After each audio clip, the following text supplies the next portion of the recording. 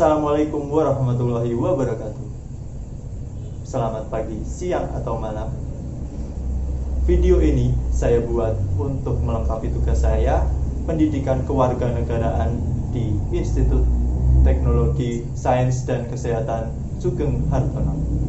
Perkenalkan, nama saya Tri Yunianto dengan NIM 0621020003. Di segmen kali ini saya akan membahas berita yang dulu sempat viral dan jadi banyak perbincangan, yaitu penolakan pembangunan gereja di Cilegon. Sebelum kita ulas seperti apa kasusnya, mari kita lihat dulu beritanya. Wali Kota Cilegon, Banten memenuhi panggilan Kementerian Agama soal penolakan pembangunan gereja.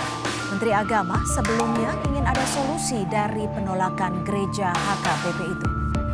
Wali Kota Cilegon, Heldi Agustian, datang ke kantor pusat Kemenak di Jakarta Pusat.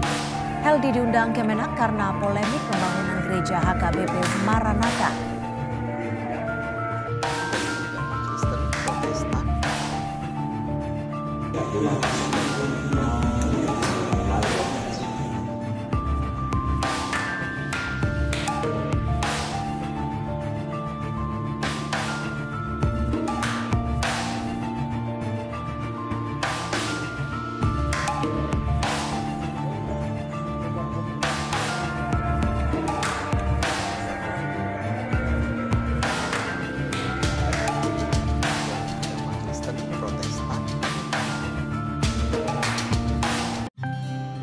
Kejadian penolakan pembangunan gereja marak terjadi di mana-mana, dan kini datang dari Cilegon, Banten. Umat Kristiani kesulitan untuk beribadah karena izin pembangunan gereja mereka dihalangi oleh banyak pihak. Memang malang sekali nasib umat Kristen di kota Cilegon. Setiap kali ingin beribadah mingguan, mereka harus menempuh tempat jauh ke kota Serang. Maklum saja, tak ada satupun gereja yang berdiri di daerah yang dijuluki kota industri ini. Sekalinya mereka ingin membangun gereja, malah ditolak mentah-mentah oleh warga, sejumlah komunitas, dan bahkan pejabat pemerintahannya sendiri. Padahal katanya negeri ini memberi pengakuan terhadap 5 agama. Fenomena penolakan pembangunan gereja di Cilegon rasanya menjadi bukti nyata bahwa gerakan intoleransi masih bercokol kuat di bumi pertiwi.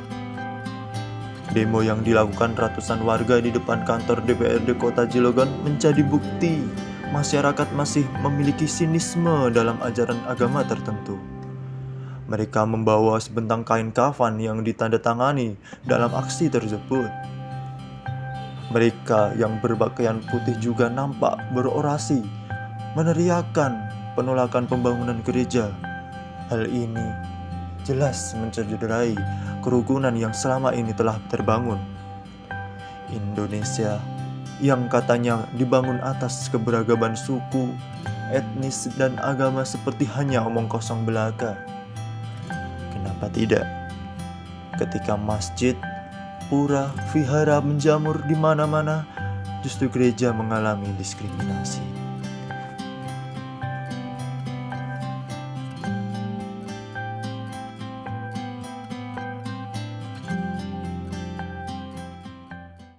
Penolakan pembangunan gereja di Cilegon, Banten ini diduga dilatar belakangi oleh adanya tragedi pemberontakan petani di tahun 1988. Saat itu terdapat perjanjian antara ulama dengan tokoh masyarakat untuk tidak mendirikan tempat ibadah di wilayah itu. Video viral tersebut memperlihatkan wali kota Cilegon yang ikut menandatangani sebuah petisi penolakan pembangunan gereja di Cilegon. Pembangunan gereja yang rencana dibangun di wilayah lingkungan Sumurwulo, Cikuasa, Kelurahan Gerem, ditolak oleh tokoh masyarakat, ulama, dan bahkan wali kota Cilegon. Wali Kota Cilegon, Heldi Agustian, mengaku penandatangan petisi tersebut dilakukan berdasarkan permintaan warga. Lalu warga setempat mempunyai faktor kenapa penolakan gereja tersebut dilakukan. Kutip dari Detik News, FKUB atau Forum Kerukunan Umat Beragama mengungkapkan ada 3 hal yang menjadi alasan adanya penolakan tersebut. Yang pertama, adanya peristiwa geger Cilegon di tahun 1988.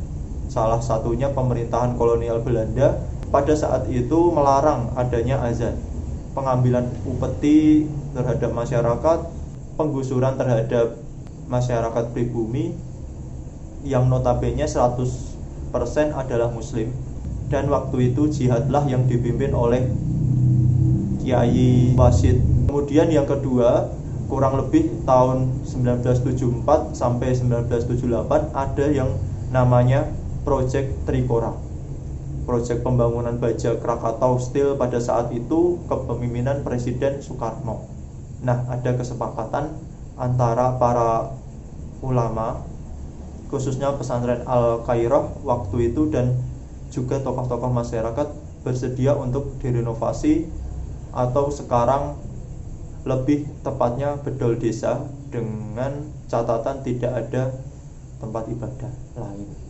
Ketiga, kurang lebih tahun 1975, telatnya tanggal 20 Desember 1975, ada surat keputusan dari Bupati Ronggo Waluyo atas desakan masyarakat Cilegon, kemudian penerbitan SK penutupan waktu itu gereja Katolik. Nah, itu menjadi dasarnya. Tak hanya itu, pada tahun 2004 saat wali kota Cilegon dijabat Aat Syafaat, pada tahun itu pemerintah Cilegon sempat membahas soal pendirian tempat ibadah. Di tengah rapat ada umat agama lain meminta dibuatkan pemakaman khusus non-muslim di Cilegon. Pemerintah kemudian mengabulkan permintaan tersebut. Dari situ kita bisa menyimpulkan bahwa sejarah sangat mendasari kejadian ini terjadi, dan yang saya sangat khawatirkan jika hal ini terjadi kepada umat muslim yang berada di wilayah minoritas. Jadi selain menyadarkan bahwa pentingnya sikap toleransi antar umat beragama, peran pemerintah juga sangat dibutuhkan untuk dapat menyelesaikan masalah ini. Lalu wali kota Cilegon pada akhirnya memberikan klarifikasi sebagai berikut. Alhamdulillahirrahmanirrahim, tolong bantu kami ya agar supaya simpang siur tentang permasalahan pembangunan, rencana pembangunan gereja di kota Cilegon ini bisa diredam bersama-sama, karena kami tadi mengklarifikasi secara langsung kepada Kementerian Agama, dan sama-sama tadi kita lakukan rapat. Ya, ada beberapa item. Yang pertama adalah bahwa memang ini semua lagi dalam proses masih di tingkat kelurahan, jadi belum pernah sampai di wali kota. Adapun yang diberikan kemarin itu adalah hanya sebagai informasi menjalankan proses. Perlu diketahui bahwa kota Cilegon ini kota industri, kota santri juga gitu. Artinya bahwa kita ada 997 dari luar negeri juga, ya 25 TKA juga ada di kota Cilegon. Jadi kami isu-isu yang berkembang intinya jalankan sesuai dengan perintah, aturan dan ketentuan, ya sesuai dengan peraturan Menteri bersama Menteri, ya di mana ada beberapa item begitu. Ya, jadi sudah diberitakan, mungkin dari teman-teman juga sudah mulai baca bahwa dari item-item itu ada 70 yang diberikan, memang ada yang dicabut kembali, yaitu dukungannya sebanyak 51 dan plus 2. Jadi pada prinsipnya kami mohon dengan sangat bahwa ini lagi dalam proses dari pihak HKBP juga, dan mereka memberikan informasi tahap proses gitu ya.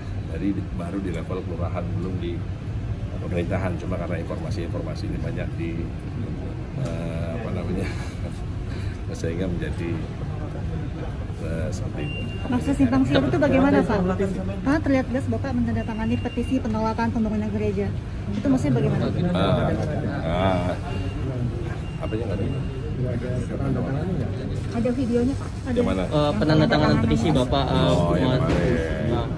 Ya, intinya bahwa masyarakat Kota Cilegon pada saat itu kan memang berkeinginan seperti itu, karena sebelumnya kan sudah ada yang namanya dari Ketua DPD dan para wakil juga, karena itu kan satu kami memang menjalankan selaku wali kota Cilegon perihal mengenai kondisivitas tentunya, terus kemudian bahwa tugas kami selaku pemerintah Kota Cilegon sesuai dengan Undang-Undang 23 tahun 2014 pasal 12D menjaga ketertiban, keamanan kan, melindungi masyarakat dalam tingkat ini karena sudah banyak industri. Intinya itu semua dalam proses dan tidak memenuhi syarat beberapanya. Dan Kemenak memberitahu bahwa untuk pembangunan gereja tersebut sekarang sudah dalam proses. Hal ini di dalam Pancasila termasuk pada sila yang paling utama, yaitu ketuhanan yang Maha Esa. Semoga dengan kasus yang viral ini kedepannya tidak ada lagi permasalahan yang terjadi di Indonesia, agar semua warga dapat merasakan ketentraman hidup berbangsa dan bernegara.